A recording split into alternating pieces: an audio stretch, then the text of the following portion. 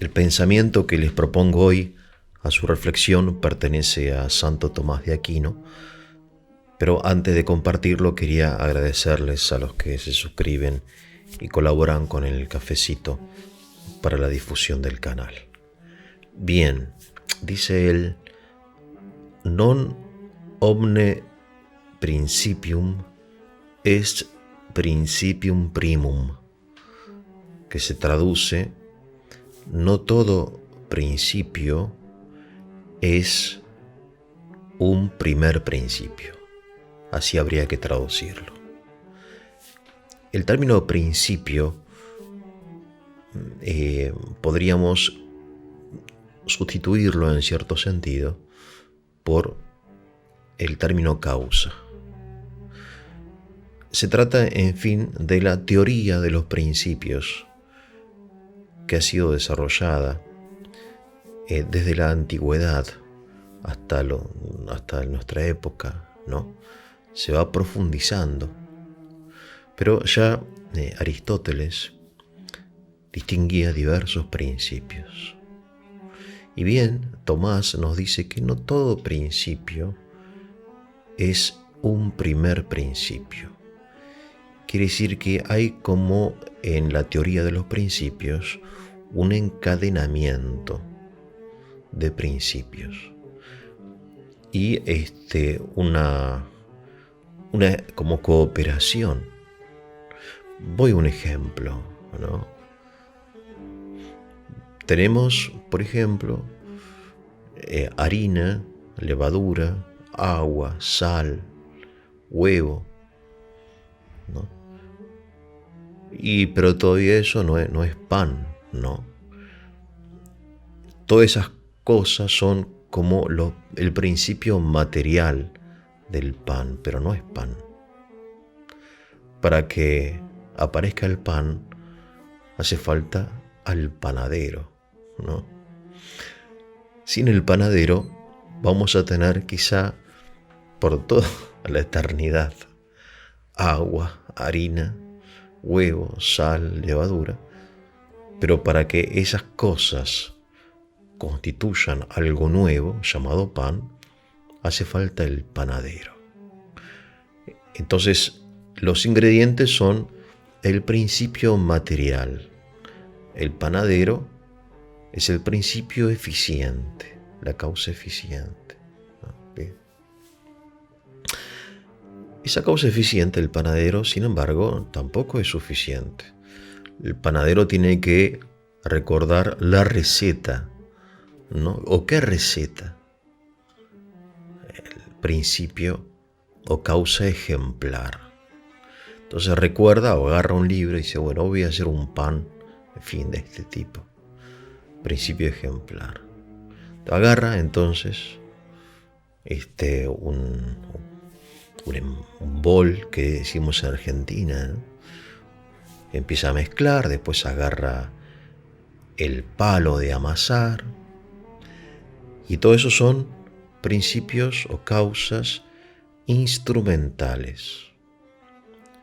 Instrumentales porque no son la causa eficiente principal. No puedo decir que el Quijote lo escribió la pluma de Cervantes. No, la pluma de Cervantes, hoy no hay más plumas, hay computadoras. Pero tampoco puedo decir que, no sé, que en el caso de que hubiera habido una computadora en aquella época, no, la computadora o la pluma o la lapicera o el lápiz o lo que sea o el papel son principios instrumentales. Non omne principium est primum principium.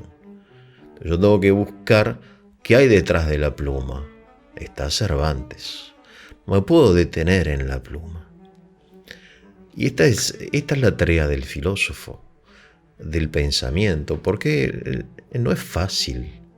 Es como ascender una cima, y muchas veces yo tengo amigos que son montañistas, alpinistas, andinistas. Estoy cansada, no quiero. Bueno, pero hay que subir. Hay que buscar el primer principio. No todo principio es primer principio. Y esto es muy importante, por ejemplo, en el debate, que ya tiene mucho tiempo, pero que hasta el día de hoy continúa, entre creacionismo y evolucionismo. Ustedes saben a lo que me refiero. Aún admitiendo la realidad de la evolución, habría que preguntarse, ¿es el primer principio este principio? ¿Lo explica todo? ¿Explica nada o explica algo?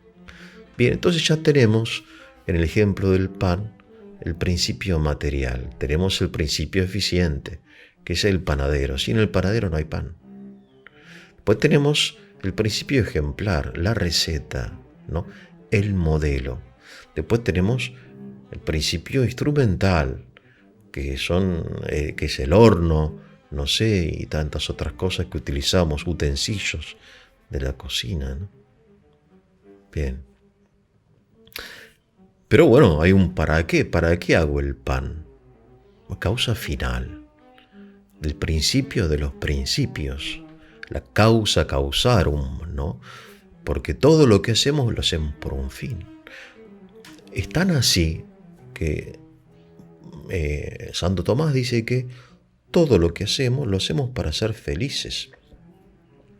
O sea que el hombre es libre en muchos de sus aspectos, pero no es libre de ser o no feliz, de querer o no ser feliz. Todo lo que hacemos está como orientado al bien, a la felicidad, ¿no? Entonces hay una orientación, ya tenemos un principio, una causa final, pero esa causa final también, non omne principium, es principium primum, puede haber diversos fines. O sea, yo hago el pan para venderlo, y después otro lo compra para comerlo, o quizá para revenderlo como minorista, ¿no? Etcétera. Hay, en las causas final también hay un encadenamiento, non omne principium. Esto es muy importante, ¿no? Entonces ya tenemos aquí diversas causas, ¿no? Pero la más importante es la causa formal, el pan.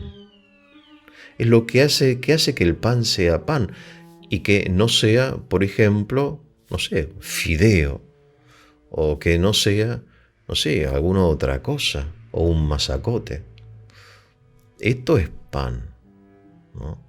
Es una nueva sustancia, si quiero, una nueva realidad que ha sido creada por el panadero a partir de diversos ingredientes, pero que no se identifican con esos ingredientes. Yo no puedo decir que el pan es agua, o es harina, o es levadura. No, es pan, es algo nuevo, ¿no?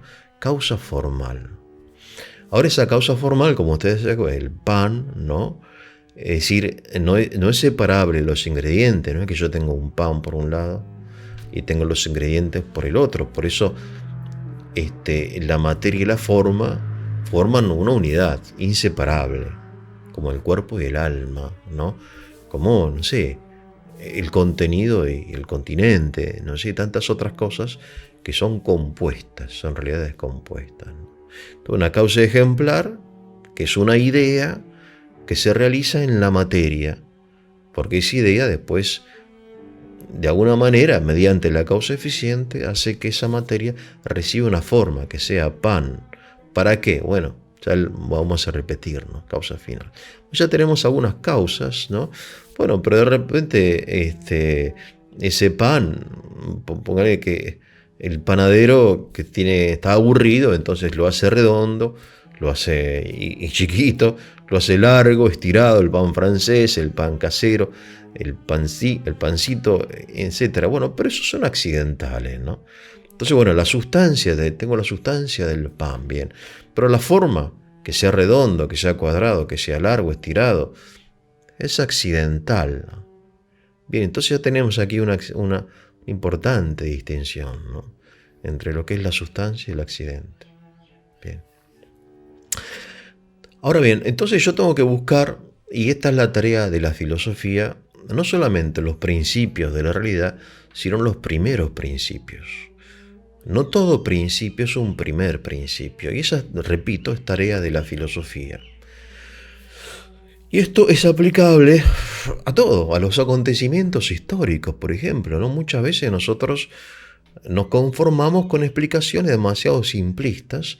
Aún digo, yo pertenezco al mundo de la fe, de la iglesia, pero debo reconocer que muchas veces los cristianos somos como conformistas, ¿no? Reducimos la realidad, en fin, a una explicación demasiado sencilla que no satisface al pensamiento. Y también los que están fuera de la iglesia hacen lo mismo, ¿no? Porque el conformismo, ya sea en el orden práctico, en el orden teórico, es muy habitual. Es muy habitual el conformismo, ¿no? El repetir. Entonces, explicamos los acontecimientos, por ejemplo, históricos del siglo XX, la Revolución Rusa, la Primera Guerra Mundial, la Segunda Guerra Mundial, en fin, otra cosa, en forma como casi infantil. Sí, es verdad, surgió un loco, un paranoico, un psicópata llamado Adolf Hitler.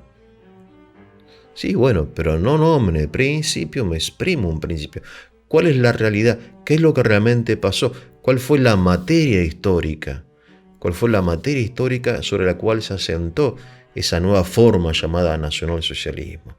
Tenemos la depresión del 29, tenemos el Tratado de Versalles, tenemos el militarismo, tenemos hasta cierta como antigua tradición alemana, en fin, etcétera. Entonces hay una materia, hay agua, harina, levadura, sobre la cual se imprime una nueva forma.